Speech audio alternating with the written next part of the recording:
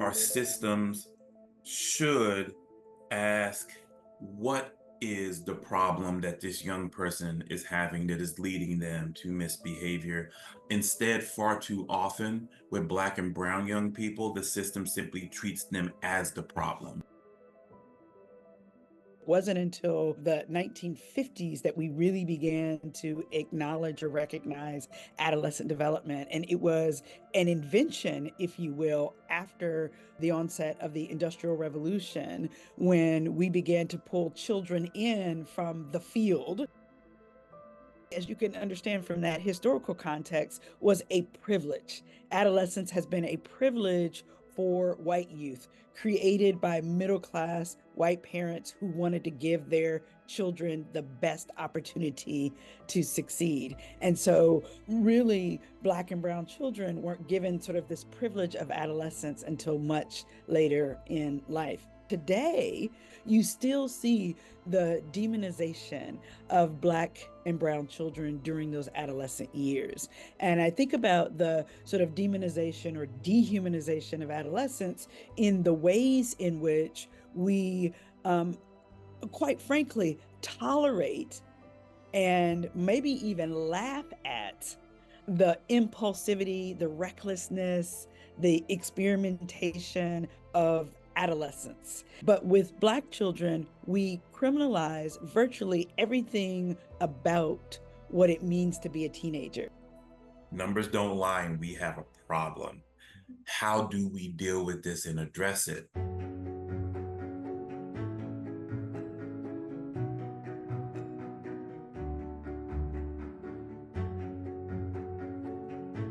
What's most jarring is from the moment children begin their journey in school, we begin to see patterns of more punitive treatment of young people of color. Yale did a study about bias in preschool, and they dealt with the reality that preschool teachers are most likely to watch the African American students, and the African American students who are Black and older and male are most likely to be suspended or expelled from preschool.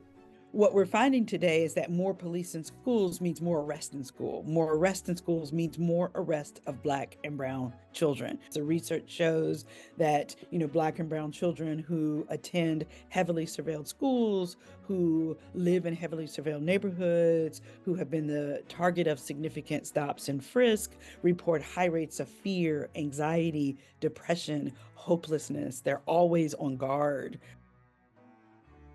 The traumatic effects of policing is particularly impactful in the school context because of the embarrassment of being arrested in front of classmates, in front of teachers, the fear of being labeled, of being seen as a problem child in schools.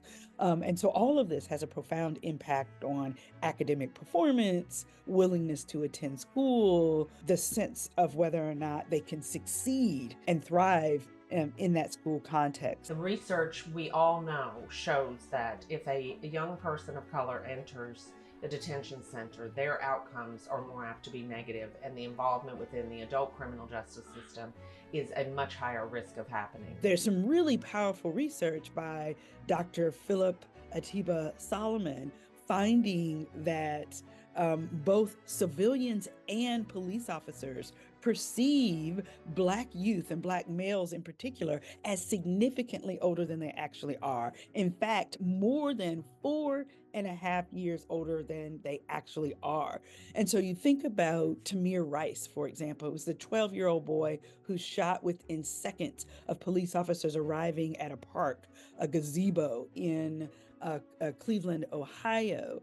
And the officers who were interviewed about why they shot Tamir kept talking about how he looked older than his 12-year-old baby face should have conveyed. Similar research has been done about Black girls, finding that adults perceive Black girls to be older, more mature, less innocent, less in need of protection, more knowledgeable about adult-like topics than they actually are.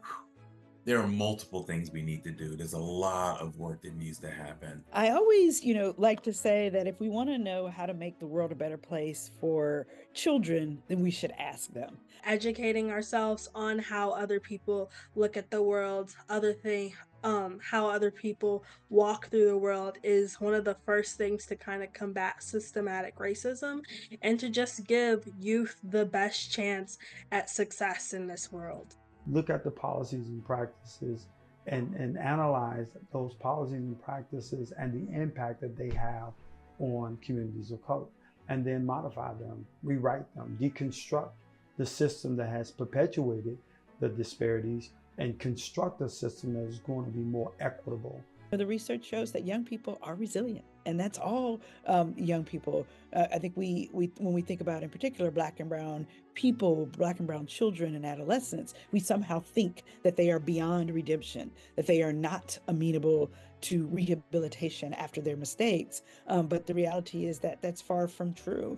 There are plenty of ways in which we could support all youth, including Black and brown youth, in becoming resilient. We have to approach it that these kids are good kids, but good kids will be going through things, and you need to embed the support to address what they're going through.